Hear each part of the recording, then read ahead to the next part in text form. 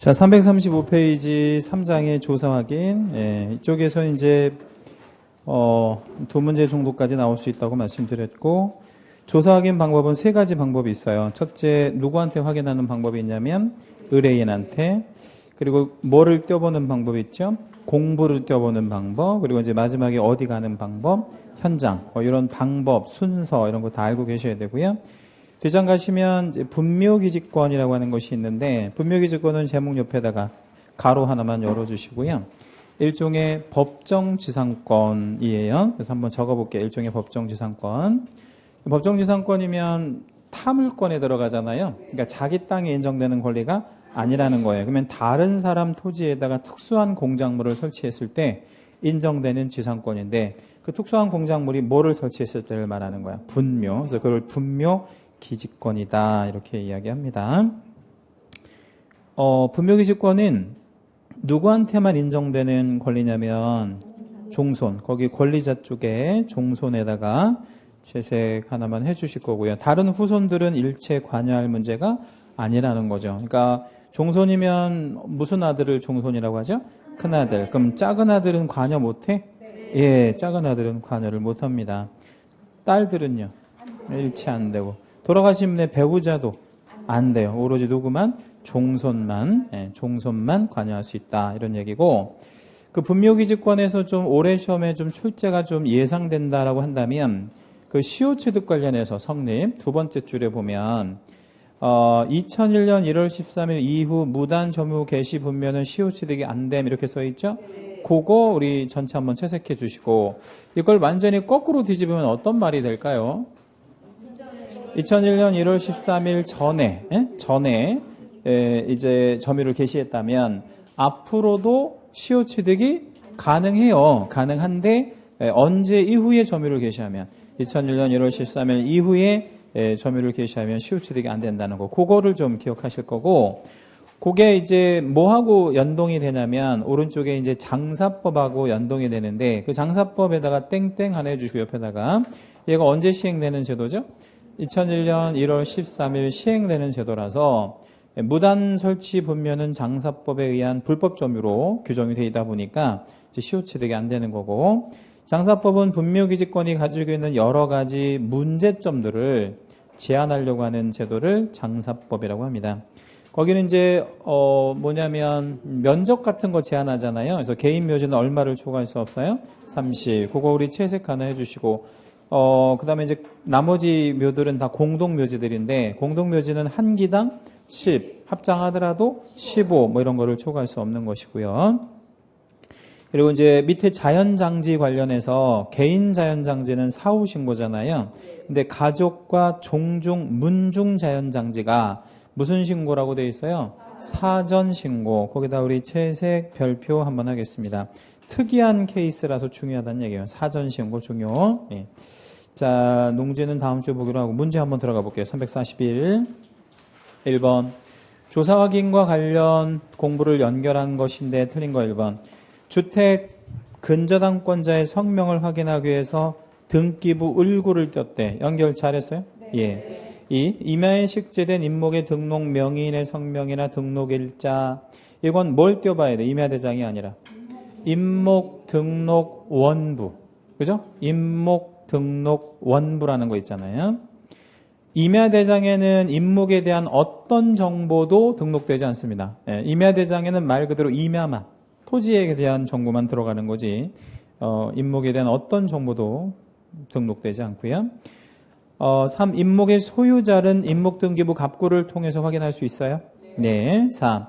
토지 또는 건물이 공장자단에 이렇게 속했대. 이걸 이제 편입됐다라고 보통 표현하는데, 그럼 당의 등기부 상당구 사항란에 표시가 되겠죠. 거기 상당구에다가 밑줄 하나만 해주시고요. 그 토지가 예를 들어서 소유권이고 건물은 전세권을 가지고 있다면 상당구는 소유권에 관한 상당구는 무슨 구가 되고, 갑구가 되고, 전세권에 관한 상당구는 을구가 되는 거죠. 그러면 정리하면 상당구라는 거는 무슨 구 아니면 무슨 구를 말해요? 갑구 아니면 을구를 말하는 거죠. 그래서 상당구라는 것은 갑구 아니면 을구를 얘기한다. 그래서 그게 묶여지는 재산이 소유권이다. 그러면 갑구. 소유권 이외의 어떤 재산이다. 그러면 을구. 5번 임목의 등기 여부는 토지 등기부 표제부를 통해서 확인할 수 있어요. 네, 왜 확인할 수 있냐면 토지 등기부 표제부에 뭐가 기재가 되죠? 임목 등기 번호. 임목의 등기 번호가 기재되기 때문에 그걸로 확인 가능합니다. 자, 2번 현장 확인에 대한 설명으로 틀린 것은 1번 현장 답사는 임장성에서 비롯되는 것이다. 뭐 그래야지요. 그래서 공무상 실체와 뭐 이런 것들이 일치하는지 뭐 이런 거를 확인하는데 가장 궁극의 목적이 있죠. 그것뿐만이 아니고 공부에 나타나지 않는 미공지사항 뭐 이런 것도 이제 현장에 나가야만 볼 수 있겠죠.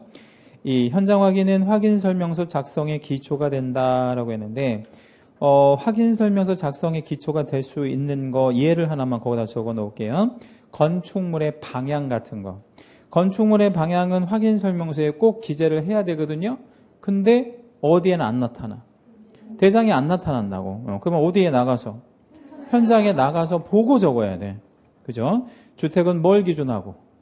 주실. 나머지는 출입구를 기준해서 방향을 결정할 거잖아요, 우리가. 그쵸? 예. 3. 확인 설명을 잘못하여 피해를 입혔대. 확인 설명을 잘못하여 피해를 입혔대. 그럼 당연히 손해배상해 주어야 하죠. 4. 현장 확인은 반드시 개공해야 된다. 꼭 개공해야 한다는 법 규정은 없고요. 현장 확인은 소공을 보내도 되고 중개보조원도 가능할 수 있어요. 왜냐하면 중개보조원이 현장 안내라는 게 있기 때문에 그게 현장 확인하고 같은 맥락이에요. 현장만 좀 안내해드려. 이게 현장 확인해 주는 거잖아요. 예, 같은 개념이라고 볼 수 있고요. 꼭 개공이 할 필요는 없습니다. 5. 현장 확인은 공부상으로 확인할 수 없는 사항을 확인하기 위함이다. 아까 말씀드린 대로 미공지사항 같은 거 확인할 수 있겠죠. 3번 설명의 근거 자료로 제시할 수 있는 것으로 적합하지 않은 거. 1번 공법상 이용 제한 거래 규제 같은 걸 확인하기 위해서 토지 이용계 확인서를 떼어본대. 어때요? 좋아요. 예. 좋은 게 아니고 맞아요. 예. 자, 2번 지상권, 임차권 등의 설정 이랬는데 이거는 뭐를 떼어봐야 되겠어? 등기부 을구. 이게 소유권 이외의 권리니까 등기부 을구를 떼어봐야 되겠죠. 3. 소유권의 지분, 대지권의 비율 이런 게 있는데 이거는 공유전명부하고는 좀 관계가 없잖아요. 뭘 떼어봐야 알 수 있어요? 대지권 등록부. 대지권 비율이니까. 그렇죠? 대지권 등록부 이런 거 떼어봐야 되겠죠. 예. 자, 4번 토지 소재 지번 지목 면적 이런 것들을 일반적인 표시사항인데 토지대장, 임야대장을 통해서 확인 가능합니까? 그럼요. 5번에 건축물의 현황, 대지에 관한 현황. 예, 그러니까 건축물의 현황, 대지에 관한 현황이 뭐냐면 대지가 몇 제곱미터짜리인데 거기에 건축면적 몇 평짜리, 몇 제곱미터짜리 건물이 올라가 있다. 이 현황은 뭐를 떼어보면 알 수 있어? 건축물 대장을 떼어보면 알 수 있죠.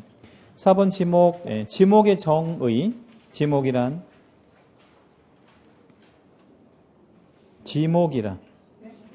응? 지목이 정의가 뭐야? 토지의 뭐 이름 해도 좋고 토지의 용도 해도 좋고 토지의 종류를 말해. 종류. 그래서 우리나라의 지목은 몇 개가 있냐면 28개. 그래서 우리나라 토지는 28개 토지로 이렇게 구분되어서 정해져 있죠. 토지의 종류를 말해. 지목이. 그런데 그 종류를 국가가 정해요? 아니면 소유자가 정해요? 국가가. 만약에 소유자가 정하라면 다 대로 하겠지. 다 대. 예, 그래놓고 이제 옆에 사람한테 네가 뭐 해? 농지로 해. 뭐 네가 임야로 해. 뭐 그래가지고 자기는 다 뭐로 하고 대로 하고. 그러면 안 된단 말이야. 그래서 지목은 누가 정해? 국가가. 이걸 무슨 주의라고 그래? 지목 국정주의라고 하죠. 지목은 국가가 정해야 됩니다. 그래야 합리적으로 잘 정하겠죠. 이 일시적 또는 임시적인 용도의 변경은 지목 변경을 할 수 없다라고 했는데 할 수 없죠. 이걸 일시 변경 불변의 원칙이라 그래. 일시 변경 불변의 원칙. 시골에 뭐 도시에서도 그러기도 하는데 답 있잖아요. 답. 겨울에 답에다가 물 가다 놓고 뭐 해요? 예, 스케이트장으로 쓰잖아요. 그러면 겨울철에 스케이트장은 그게 지목이 채용용지거든? 근데 이듬해 봄이 된다고 해서 그거를 다시 바꾸고 그러면 번거롭잖아. 그러니까 그냥 스케이트장은 여전히 뭐야? 그냥 답이야, 답. 스케이트장 아니고 답이 답에다가 했을 때. 예. 물론 이제 상시 스케이트장이면 그건 체육용지가 맞지. 응? 네, 상시일 때. 근데 이제 시골에는 이제 그렇게 안 하잖아요. 3. 지목의 종류는 토지 이용 개발에 따라 계속 많아지게 된다. 계속 많아지게 되죠. 가장 최근에 만들어진 지목으로는 주차장 용지 같은 게 있어요. 옛날에는 한 100년 전만 해도 주차장은 생각할 수 없었던 거잖아요. 앞으로 만들어질 예상 지목이 뭐 있을 것 같아요? 앞으로 이제 향후 한 50년 정도 지나면 만들어질, 50년이 아니 한 20년만 지나도 만들어질 것 같은데, 이제 주유소 용지 없어질 거야. 네? 주유소 용지 없어질, 20년이면 없어져. 그럼 이제 뭐 만들겠어? 이제 충전소 용지가 만들어지거나 하겠죠. 네. 또 이제 우리나라는 이제 앞으로 그 전기차보다는 우리나라는 전기차에 지금 몰빵하는 게 아니고요. 수소차에 몰빵하고 있거든요. 예, 그래서 우리나라가 이 수소차 꼭 성공시켜야 돼. 그렇지 않으면 우리나라는 망한다고 봐야 돼. 완전히. 먹거리가 없어, 이제. 수소차에 진짜 많이 올인하고 있는데, 우리나라가 수소차의 기술이 세계에서 최고 뛰어난 나라예요. 수소차가. 다른 나라에는 전혀 이거를 투자를 안 한다고. 근데 이거 만약에 실패하면 어떻게 되겠어? 이제 국가 부도 나는 거지 뭐. 네. 그래서 만약에 이제 수소차가 상용화 된다면 그럴 가능성이 아주 높은데, 왜 아주 높으냐면 전기차는 충전 시간이 오래 걸리잖아. 그리고 전기차는 한계가 있는 게 배터리가 계속 쓰면 어떻게 돼? 방전되고 오래 못 쓰잖아. 근데 수소차는 그게 아니고, 그래서 수소차는 그냥 우리가 저기랑 똑같은 거야. 저 휘발유차랑. 왜냐면 가서 뭐만 넣기만 하면 돼. 수소만 넣기만 하면 되니까 싸고 뭐 오래도 가고 또 뭐해? 환경오염도 전혀 없고. 수소차는 뭐만 나오냐면, 물만 나와, 그냥. 물만. 얼마나 좋아. 물도 막 많이 나오는 게 아니라 그냥 찔끔찔끔 이렇게 나온단 말이야. 그러니까 그거는 환경오염도 없고 얼마나 좋겠어. 그래서 요거 우리나라 꼭 성공시켜야 되는 거란 말이야. 그러면 만약에 이제 전기차 없고 수소차가 만들어진다고 쳐봐요. 100% 수소차가 이제 굴러간다고 생각해봐. 20년 정도 있다가. 주유소 용지라는 지목은 필요가 없잖아. 그럼 이제 요거에 대한 지목을 만들어줘야 될 거 아니에요. 네, 그래서 그런 것들이 이제 새로 생겨나는 그런 지목이 되죠. 50년 정도 지나면 이제 우주 여행 같은 것도 다니지 않겠어요? 그 우주 여행 못 타고 가겠어? 우주선. 네, 우주선 타는 토지 지목 만들어줘야지. 그렇죠? 네. 뭔 승강장이야. 아무튼 뭐 그런 거 만들어야 될 거 아니에요. 그래서 그런 것들이 필요하다고. 그래서 자꾸 사람들이 토지를 세분 이용한다고 이렇게 쪼개가지고. 네, 그래서 자꾸 많아지게 됩니다. 4번. 지적 공부상 지목과 등기부상의 지목이 다르대. 다를 수 있어요? 아, 그렇죠. 근데 양 공부가 서로 다르면 우리는 뭘 기준으로 뭘 바꿔줘야 돼? 지적 공부를 기준으로 등기부를 변경해야 돼. 이유는 표시에 관한 것은 대장을 원칙으로 해서 공부를 만드니까, 등기부를 만드니까 그렇게 바꿔야 되겠죠. 5번 일필지 토지에 둘 이상의 지목이 있을 수 없지요. 이걸 무슨 원칙? 일필 일목의 원칙이라고 하죠. 하나의 토지에는 하나의 지목만 있습니다. 5번이요. 약간 어려운 문제입니다. 1. 등기상 증명서 갑구에다가 동그라미 하나 해주시고, 제한물건인데 제한물건에다가 동그라미 하나 잡아주시고, 그 두 가지 동그라미 잡으신 단어가 어울려? 전혀 안 어울려? 안 어울리잖아요. 뭐하고 뭐가 안 어울려? 갑구하고 제한물건이 안 어울리잖아요. 그러면 갑구를 바꾼다면, 을구를 바꿔주면 어울리죠. 제한물건을 바꾼다면 소유권으로 바꿔줘야지. 그렇게 이제 매칭이 잘 돼야 되고요. 2번 토지 이용계획 확인서를 통하여 거래 대상 토지의 용도 지역 같은 거, 이런 것들을 확인할 수 있다. 그럼요. 그런 거 확인하려고 토지 이용계획 확인서 떼는 거고. 3. 대장상의 면적과 등기부상의 면적이 서로 다르대. 다를 수 있죠. 그러면 이건 표시니까 뭘 기준으로? 대장을 기준으로 확인할 거예요. 등기부가 안 맞는다는 거지, 면적은. 4. 주임법상 최우선 변제권, 밑줄 한번 잡을게요. 주임법상 최우선 변제권 밑줄. 뭐하고 뭐가 있어야 돼? 최우선 변제권을 우리가 가지려면. 대항 요건 좋아요. 네. 에다가 소액일 때, 확정일자는 우선 변제권. 네, 소액일 때. 그러면 대항 요건이라는 것은 주택에서의 대항 요건은 전입신고잖아. 그럼 현장에 나가서 전입신고했는지, 그 다음에 현장 답사라는 거는 점유를 하고 있는지, 이런 거 확인할 필요가 있는 거죠. 그리고 임차인 만나봐서 너 얼마냐? 물어봐야지. 뭐가 얼마냐고 물어봐야 돼. 너 보증금 얼마냐? 이렇게 물어봐야지. 현장 답사. 안 알려주면 1번 조사한다. 2번 임대인한테 물어본다. 임대인한테 물어보면 되지. 임대인한테 원래 물어보는 거니까. 그래서 이제 다 조사해서 설명해줘야 돼. 수익이 몇 명이나 했는지. 5번 건축물 대장상의 용도와 실제 용도가 다르면 다를 수 있죠. 그죠? 그럼 불법인지 여부 확인해줘야 돼. 관청에서. 이렇게 쓰는 게 불법입니까? 이렇게 확인해줘야죠. 6번 문제 별표해 주세요. 5개 전부 다 판례 지문인데 잘 나오는 판례들입니다. 옳은 거 1. 건물 임차인이 그 권원에 의하여 증축한 건물에서 달라 끊고 누가 건물을 증축을 했죠?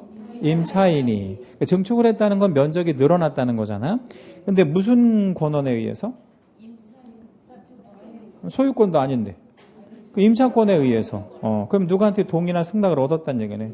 임대인한테. 네, 근데 중요한 포인트는 두 번째 줄에 그 증축한 부분이 무슨 성이 있대? 독립성이 있다는 거야. 독립성. 그럼 독립성이 있으면 독립된 건물로 인정해줘야지. 그래서 독립한 소유권의 객체로 인정된다. 이게 누구 거로 본다는 얘기야. 그래서 임차인 거. 예. 1번 맞아요? 1번 맞아요. 2번 부동산의 경우 판결이나 상속에 의한 물권 변동은 현장 확인이 필수이나 이게 민법 조문으로 따지면 몇 조예요? 187조죠. 예, 근데 신축 건물에 대한 소유권 원시 취득 이것도 187조야. 그렇죠? 따라서 뭐를 확인할 필요는 없어. 등기부를 확인할 필요는 없고 현장 확인만 하면 되는 거죠. 이건 다 법률의 규정에 의한 물권 변동이니까. 3. 온천에 대한 권리. 온천은 이제 아시다시피 이제 땅에서 나오는 뭐 약간 좀 뭐 뜨겁거나 미지근한 물 이런 걸 온천이라고 하잖아요. 그런데 이걸 관습법상의 물권의 일종으로 만약에 취급해주면 그러니까 독점적인 권리가 되잖아요. 그 물을 독점시키면 어떻게 돼? 안 되는데 어떻게 안 돼? 그 물을 독점하는 사람한테 우리는 절대 복종을 해줘야지. 물을 마시거나 이용하려면 그 사람한테 동의나 승낙을 얻어야 된다고 하면 절대 권력을 갖게 되잖아. 그래서 옛날부터 뭐 동양이든 서양이든 물은 독점적인 권리로 인정하지 않습니다. 그래서 그런 물권, 준물권 이런 걸 일체 인정하지 않아요. 따라서 사유지에서 20년 이상 평원 공연하게 관계용 물을 받았다. 이 관계용 물이라는 게 농사용 물을 받았다 썼다는 거죠. 이랬을 때 뭘 취득해? 아무것도 취득 못해. 아무것도 취득하지 않아. 그냥 그런 거는. 물에 대해서는 그냥 권리 뭐 이런 것들을 인정해서는 안 돼요. 물은 자연 곡물이란 말이에요. 공기처럼 같은 거죠. 자연 곡물. 4. 토지를 매매하는 경우 매수인은 측량이나 거기다 우리 채색 한번 할까요? 매수인은 측량이나 그 의무가 없어. 그러니까 우리 개공한테도 무슨 의무가 없다 그랬죠? 측량의 의무가 없듯이 매수인한테도 무슨 의무는 없어. 측량의 의무는 없습니다. 그럼 그냥 매수인이 만약에 개공 없이 토지를 하나 매수한다면 뭐만 확인하면 돼. 그냥 지적도 확인 정도까지만 해주면 되는 거지 측량할 의무까지 있다고 볼 수는 없다라는 거죠. 그게 필수적이지 않습니다. 왜냐하면 매수인에게 측량의 의무를 부담시키면 매수인이 뭘 배워야 해.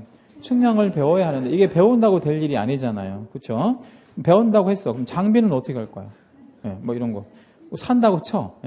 네, 그러면 그게 무슨 의미가 있냐고. 그게 효력이 없잖아. 매수인이 한 측량이. 5. 토지가 지적공부에 일필토지로 등록된 경우 거기서 단락을 한번 끊어주시고요. 등록을 시킬 때 그냥 등록해? 아니면 어떤 절차를 거쳐서 등록해? 어떤 절차? 굉장히 중요한 절차를 거치는데. 측량해보잖아요. 측량. 예. 측량은 누가 한 번 하고 누가 또 한 번 하죠? 지적 측량 수행자가 한 번 하고 그 다음에 국가가 또 한 번 하잖아. 그걸 우리 무슨 측량이라고 하지? 검사 측량이라고 하잖아요. 그래서 검사까지 들어가니까 확실한 거야? 예. 그래서 이거는 일종의 공신력이 있다고 보는 거예요. 그래서 그게 이제 지적 공부에 등록이 되잖아요. 그럼 국가가 인정해 준 거잖아. 그래서 소유권의 범위가 그걸로 특정되고 확정된다고 해줘야 돼. 이걸로 소유권의 범위를 확정하지 못하면 과연 뭘로 소유권의 범위를 확정할 거냐고. 그래서 지적 공부대로 특정도 되고 소유권의 범위가 확정도 되고 그렇습니다. 내 땅이냐 아니냐를 이제 가리는 게 특정이고 소유권의 전체 범위가 뭐 가령 뭐 100제곱미터냐 112일이냐 이런 거를 이제 확정하는 그런 내용이 이제 확정력이 되는 거죠. 7번이요. 조사 확인에 관한 설명으로 틀린 것은 이렇게 물었고요. 1. 조사 확인은 확인 설명서의 근거가 될 뿐 아니라 손해배상 책임의 근거가 되기도 한다. 그렇습니다. 그러니까 뭐 잘못하면 조사 확인 잘못하면 손해배상 해줘야 된다 이런 얘기죠. 2번 부동산 활동의 임장성으로 인하여 현장 답사가 필요하고 그 현황이 공무상 기재 내용과 일치하는지를 확인해야 된다. 그래야죠. 3번을 잘 보세요. 현장 답사를 통하여 임목의 경우에는 수종을 달라 끊고 거기까지 OX. X. 왜 X? 수종을 현장에 가서 알 필요는 없는 거잖아. 수종이 뭐야? 나무의 종류. 그럼 수종은 뭐를 가지고 확인하면 돼? 임목, 등록, 원부나 임목 등기부 이런 거에 다 나타난단 말이에요. 그래서 임목의 현장 확인이 필요한 거는 생육 상태. 생육 상태. 그런 걸 이제 현장하는 거지. 수종을 굳이 현장에 갈 필요는 없어요. 뒷부분은 맞아요. 뭐 재단에서 목록이나 실제 현황 일치 여부 이건 현장 확인이 필요한데 수종이 틀린 겁니다. 자, 부동산 유치권에서부터 밑줄을 쭉 한번 칠게요. 점유권, 분묘기지권, 특수지역권, 주택임차권까지 밑줄. 공통점. 등기가 안 돼. 그러면서도 권리로 대항력이 있어. 그러니까 이걸 조사를 하긴 해야 돼? 예, 현장 답사. 그런데 저당권은 뭐 함으로써 성립하는 담보물권이야. 등기함으로써 성립하는 담보물권이니까 얘네들은 공무상 조사로도 충분합니까? 예. 5. 부동산의 물적 상태에 관한 사항은 지적공부와 건축물 대장. 물적 사항은 표시에 관한 거. 소유권과 제한물권에 관한 사항은 권리에 관한 거니까 등기사항 증명서. 그다음에 이용제한은 토지이용계획 확인서 이런 걸로 확인한다. 맞아요? 예. 8번이요. 중개대상물 확인 설명으로 틀린 거 1번. 지적공부와 등기부상의 토지 지목이 서로 다르면 지적공부를 기준으로 확인 설명해야 된다. 뭐가 다르다고? 지목이. 그럼 지적공부 기준하는 거 맞죠? 이 건물의 경우에는 건물과 법정지상권 중 건물만을 처분하는 것이 가능하다. 요 2번 문항이 시험에 되게 잘 나오는데 다양한 어떤 표현들이 많아요. 근데 우리가 기억을 하실 거는 뭐냐면 법정지상권과 지상구조물이 종속관계에 있지 않다라는 거야. 그러니까 독립적인 권리이자 독립적인 물건인 거죠. 따라서 건물을 처분하든 법정지상권을 처분하든 어느 하나만을 처분하는 거 가능하다라는 거야. 물론 실무적으로 뭐만 사거나 그러진 않겠어요. 건물만 사거나 법정지상권을만 사거나 그러진 않겠지. 문제가 생기니까. 그러나 이론적으로 봤을 때는 종속관계에 있지 않다라는 거야. 그래서 둘 중에 하나를 처분하는 거 얼마든지 가능합니다. 우리가 단독주택이 있다고 생각해봐요. 토지랑 건물이랑 따로 팔을 수 없다. OX. X. 왜 X? 이론적으로 따로 팔아도 된다고. 따로 팔아도 되잖아. 네, 그거랑 똑같은 개념이에요. 그래서 따로 팔면 문제가 생기지만 그렇다고 해서 이게 불가능한 건 아닌 거죠. 3번. 건물 소유를 목적으로 하는 토지 임차인. 거기까지가 무슨 얘기냐면 토지 임차인이 이제 건물을 이렇게 건축을 한 거야. 그러면 늘 불안하잖아요. 뭐가 불안해? 왜 철거하지? 토지 소유자가 바뀔까봐. 예, 그래서 이제 건물에 대해서 무슨 등기를 하면, 보전 등기를 하면 대항력이 생겨. 대항. 이게 621조인가 아마 그럴 거예요. 그래서, 보전 등기를 해 놓는 게 누구한테 절대유리? 임차인한테 절대유리. 4번. 법정지상권의 경우 특이하게 없는 한 지료를 지급해야 한다라고 했는데, 일단 4번에서 제가 질문을 하나 드릴게요. 지료가 꼭 있어야 법정지상권이 성립될 수 있어요? 일단 아니야. 네, 그러니까 이제 법정지상권과 지료는 전혀 상관이 없는 거란 말이야. 별개의 개념이라는 거지. 그런데 법정지상권이 성립이 된다 말이야. 지료하고 상관없이. 그런데 성립이 된 이후에 지료가 이제 문제가 생기잖아요. 그러면 누구는 많이 받고 싶고 누구는 조금 주고 싶고 그러겠어. 토지 소유자, 지주라고 하죠. 지주는 많이 받고 싶고 하고, 그 다음에 법정지상권 주는 자는 조금 받고 싶을 거 아니야. 조금 내고 싶을 거 아니야. 그러면 어떻게 결정해야 되겠어? 원칙, 예외 이렇게 한번 답변해 볼까요? 원칙은 합의야. 원칙 합의, 예외. 법원에 이제 정하요. 그게 이제 소송으로 간다는 얘기야. 원칙은 합의, 예외 소송. 그런데 뭐라고 줬어요? 특약이 없는 한 치료를 지급하여야 한다라고 했잖아. 판결이 어떻게 떨어질지 어떻게 알아? 알 수 없지. 4번 틀렸다고. 다시요. 치료의 원칙이 뭐라고요? 합의, 예외, 소송이야. 그러니까 치료를 지급해라, 지급하지 말아라 이렇게 결론을 내면 안 되잖아요. 그러니까 4번 일단 틀렸다고. 5번도 잘 볼게요. 토지의 저당이 설정된 후에 토지 소유자가 그 후에 건물을 건축하였다가 단락 끊고요. 순서를 생각해 보면 뭐가 먼저야? 저당권이 먼저잖아요. 저당권이 먼저 설정된 다음에 건물이 건축이 됐으니까 나대지의 저당이 잡힌 거 아니겠어요? 예, 그러면 법정상권 인정되지 않는다라고 해야 돼. 그러면 5번도 틀렸네? 예, 그래서 이게 기출문제인데 4번, 5번 둘 다 정답으로 이렇게 처리를 했고요. 이 출제위원이 대학 교수인데, 법과대학 교수인데, 이 사람은 몇 번을 원래 답으로 하고 싶었을까요? 5번이 원래 답인데, 4번은 잘 못 낸 거야. 그런데 이 4번을 잘 못 낸 게, 이 교수만 문제가 있는 게 아니고요. 그 이후에도 3번이나 오류가 나왔어요. 치료가 그만큼 어렵다고, 사실은. 표현을 좀 애매하게 하면 다 틀릴 수 있단 말이에요. 그래서 그걸 원칙을 다시 한번 말씀드리면 치료는 원칙 뭐라고? 합의 안 되면 소송으로 가서 법원이 정할 거예요. 9번이요. 법률 관계에 관한 설명으로 틀린 거 1번. 건물 없는 토지의 저당이 설정된 후 여기까지만 읽을 거예요. 왜? 나대지니까 법정상권 성립되지 않는다. 2. 대지와 건물이 동일한 소유자에게 속한 경우에 건물의 전세권을 설정했대. 그 대지 소유권의 특별 승계인은 일단 바뀌었다는 거지. 대지 소유자가 전세권 설정자에 대하여 거기다 채색하시고 별표 한번 잡을게요. 누구한테? 전세권 설정자에. 이어서 전세권 설정자가 누구예요? 토지 소유자 아니야. 건물 소유자야. 건물 소유자. 토지 소유자 아니고 건물 소유자에게 법정지상권을 설정한 것으로 본다. 이게 몇 조에 의한 법정지상권이냐면 305조. 그죠? 305조 법정지상권입니다. 자, 질문 하나 드릴게요. 305조 법정지상권은 지상 건물이 반드시 등기되어질 것을 요한다. OX. 자, 다시 한번 말씀드릴게요. 못 들으신 것 같아요, 전혀. 305조 법정지상권은 반드시 지상 건물이 등기되어질 것을 요한다. OX. O야. 왜 O? 전세권을 설정하려면 등기가 안 돼 있으면 안 되잖아. 그래서 법정지상권 중에서 유일하게 지상 건물이 보존 등기가 되어져 있을 것을 요하는 게 305조야. 이거 잘 기억해 주시라고. 3. 지상권자가 약정된 지료를 2년 이상 지급하지 않았대. 그러면 소멸 청구 가능하네요. 예. 4. 지상권자가 지상물이 소유자인 경우 지상권자는 지상권을 유보한 채 그대로 둔 채 지상물만 양도할 수 있니? 아까 그랬잖아요. 이거 서로 양도 가능하다고 분리해서 얼마든지 가능하고. 5.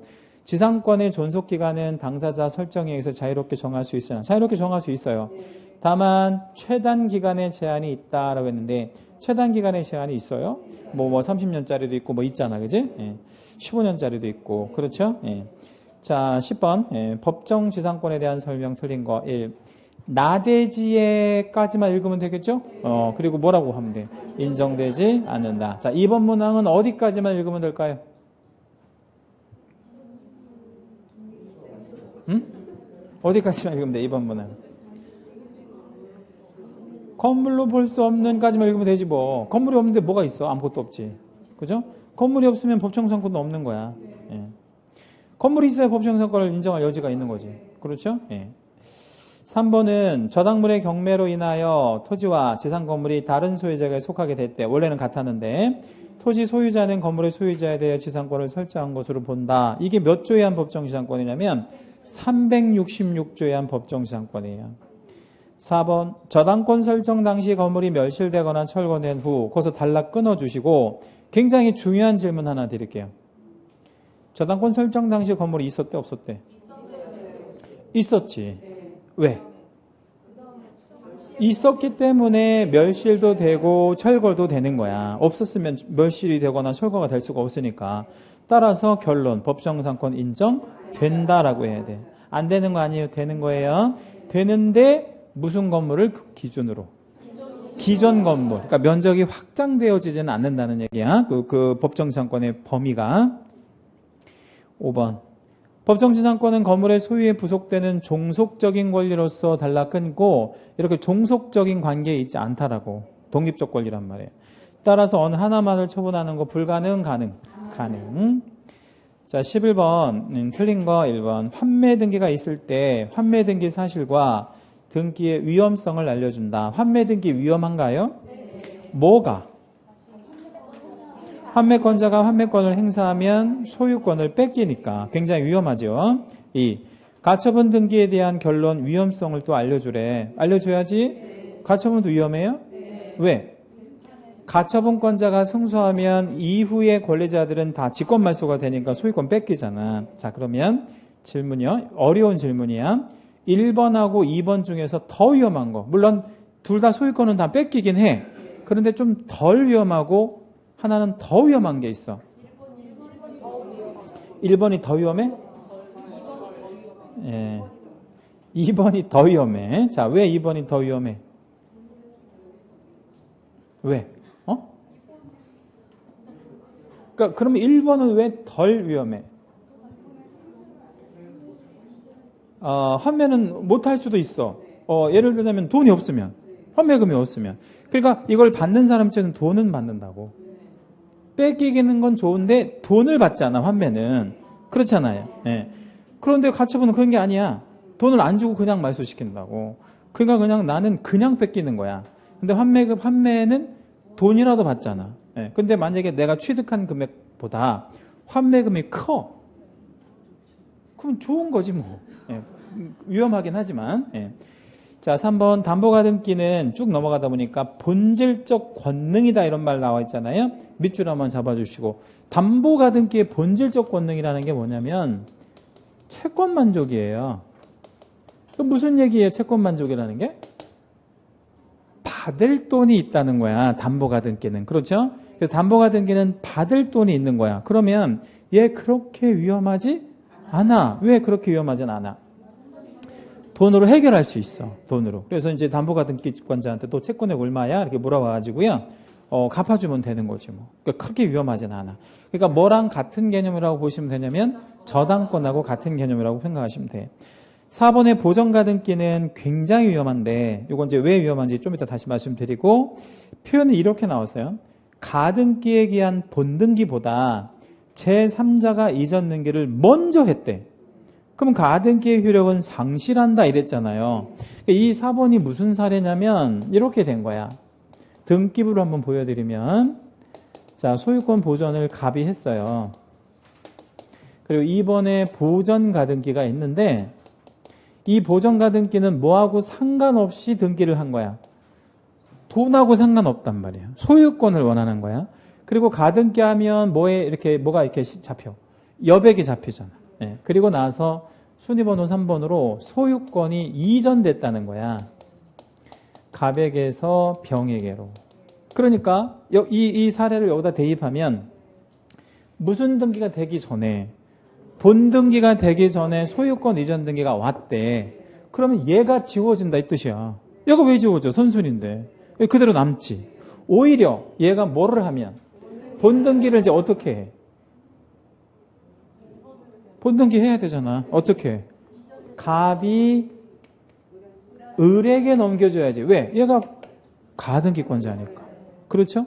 그러면 양립할 수 없는 등기가 생기잖아요. 갑에서 을, 갑에서 병. 뭐가 양립이 안 돼? 선순위가, 후순위가. 후순위가. 이건 직권말소. 지워진다. 그러니까 오히려 얘가 지워지는 거지 얘가 지워지는 건 아니란 말이에요.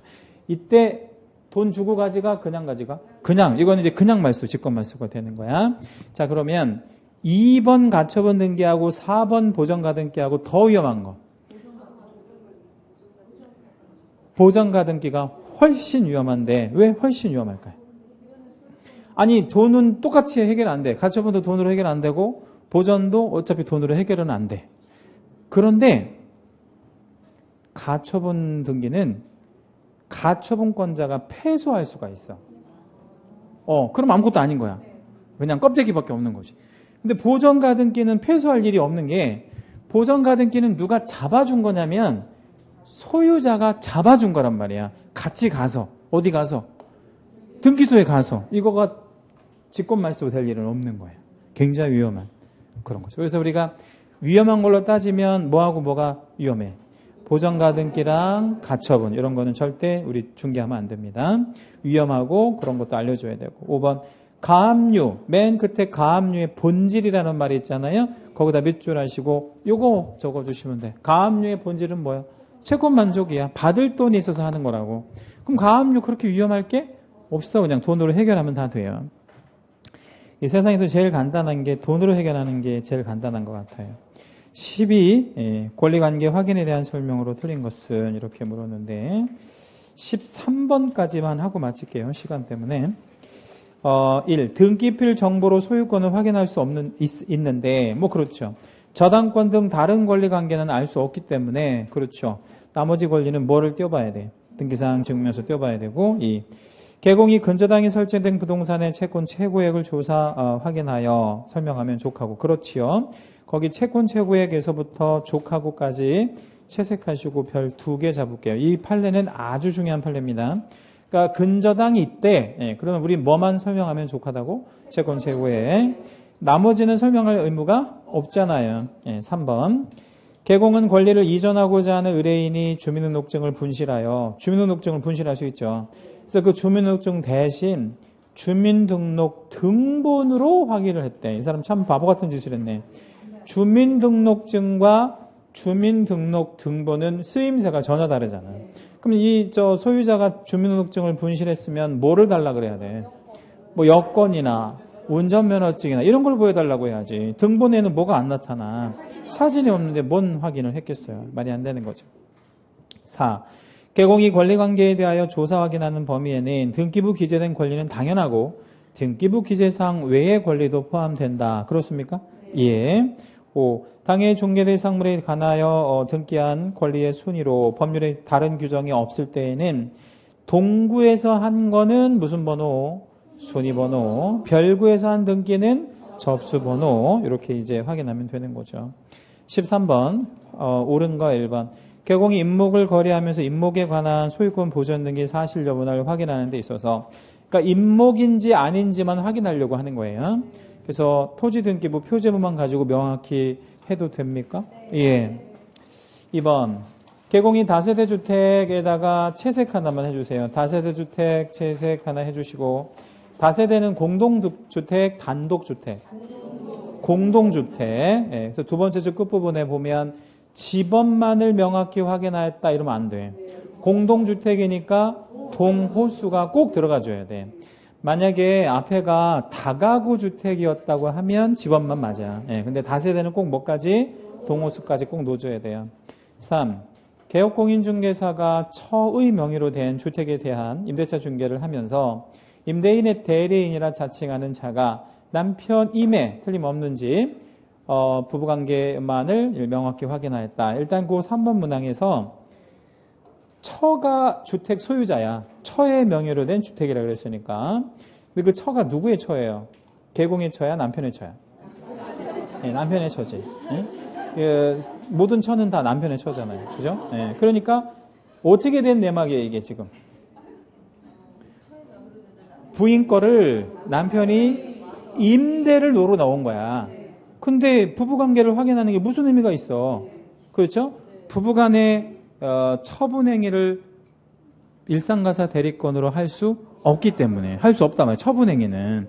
임대는 처분행위잖아. 그러니까 부부관계를 확인할 게 아니라 뭘 확인했어야 돼? 이 개공은. 응? 그 대리권을 수여받았는지를 확인해야지. 그래서 누가 누구한테 대리권을 수여해야 돼? 처가 남편한테. 그래서 그 세 가지 한번 불러볼까요? 어떻게?